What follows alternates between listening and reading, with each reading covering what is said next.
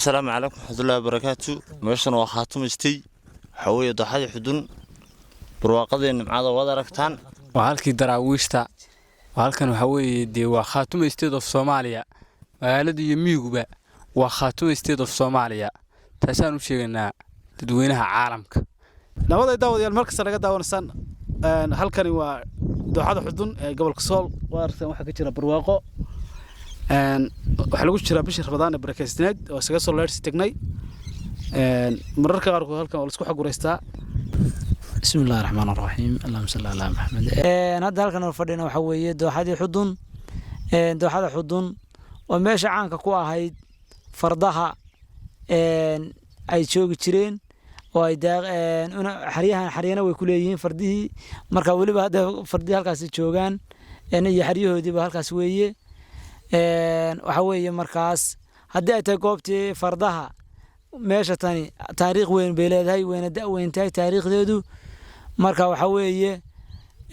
qof kasta wuu garanayaa intii maqashay iyo intii hore u taqaanaba way garanaysaa dooxada xudun iyo fardii ku noolaa sidii fardii ugu dhaqan yihiin leeyahay dooxada xudun taasina markaasina way warbixinta dooxada sida kale aad baa loo fiican yahay bulshooyinka Soomaaliyeed waxaan leeyahay insha Allah bidmillaah kariim kuwa ciid wanaagsan Ilaahay gaarsiiyo Allah ina ka dhigo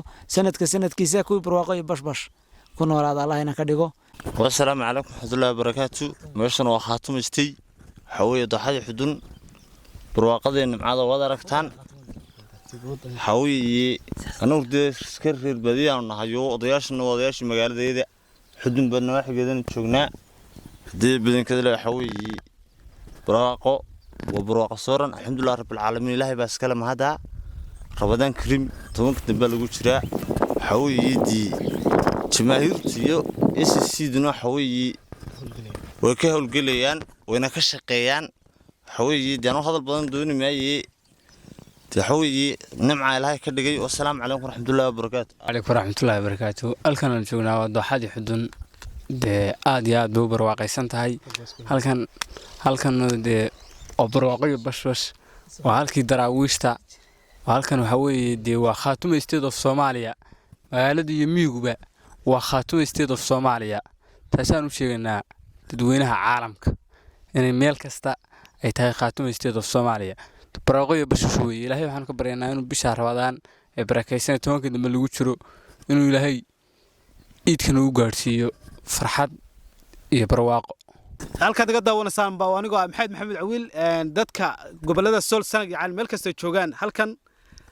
waa degmada xudun ee gobolka Sool halkan Ramadaanta iyo wala iskaga soo duurka la iska yimaada wala iskaga soo tagaa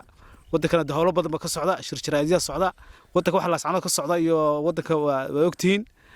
dadka meelaha jooga gobolada Sool sanad yacan waxaan leenahay deegaankiina uu saddex istaga oo yimaada oo ku leersada waa meesha wada aragtaano waa SSC khaatimo weeye halkan anaga hadar ilaa fardii wax walba joogan marka waxaan joognaa ciidi khaatimo iyo SSC khaatimo meel kasta joogtaan welcome on leenahay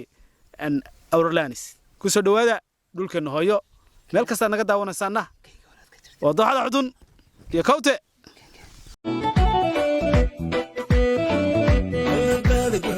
وقرير ما خشان سيادة قايبنا إلشان قبني هيني نذكرنيو سيادة قايبنا ولسك كارتا هيد فوق